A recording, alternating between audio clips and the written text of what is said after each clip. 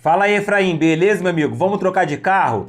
Cara, sua pergunta é muito boa, até para ajudar outras pessoas, tá? Eu canso de falar sobre isso.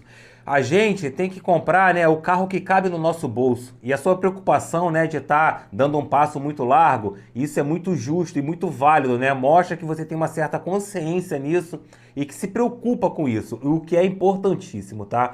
Por outro lado, também é muito bacana essa parte, né? Você vai lá, compra um Corsa, o carro que cabe dentro do orçamento, um carro bacana, um carro com uma manutenção barata, enfim, um carro de certa forma também econômico. Aí vai lá trabalhando, batalhando, de repente chega aquele momento, né? Agora dá para eu pular um pouquinho de degrau. E o Focus, cara, é um carro bom demais, tá? Top demais, vale muito a pena se couber no seu orçamento.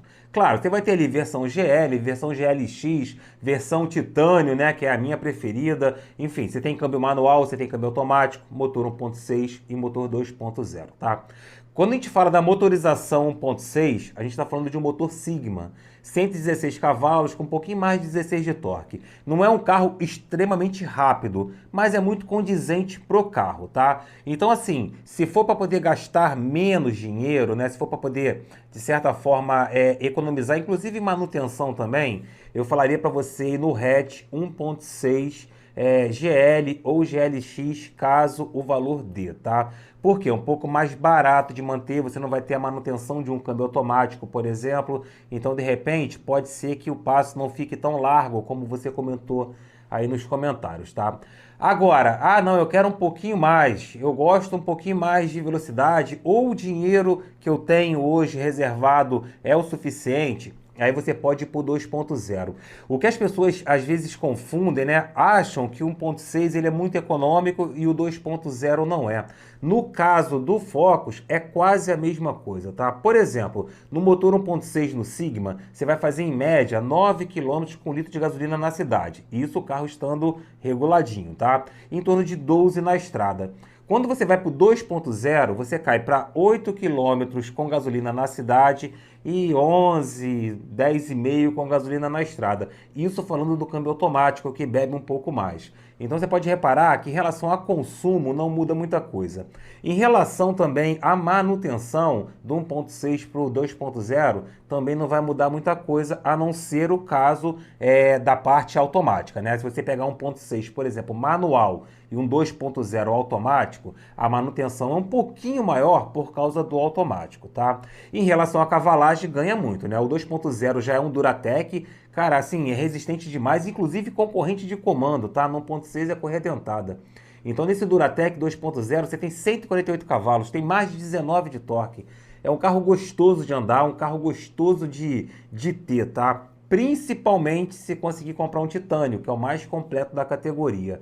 Os preços vão variar muito em 2011, tá? Você tem ali, a partir, sei lá, de 32 mil num GL, por exemplo, 1.6, e você vai a 40, 42 mil, de repente, no Titânio. Tanto o hatch como o sedã, por exemplo. É um bom carro, tá? A manutenção dele é mais cara do que a do Corsa, é claro. Você está subindo de patamar em relação a carro.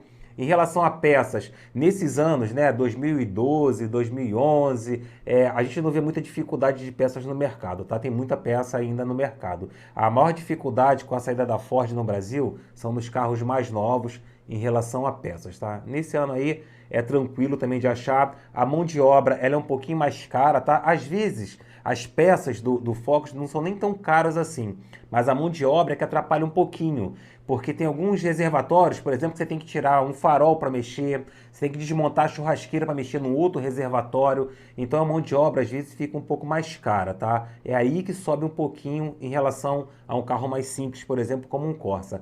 Mas assim, nada do outro mundo, tá? Dá para ter, dá para manter, é um carro belíssimo.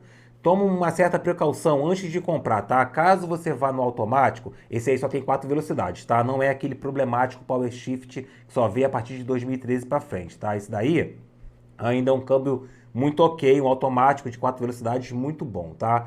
Então, se você for comprar um automático, dá uma olhada em relação à manutenção desse câmbio, tá? Ver se não tá dando tranco, se tá tudo ok.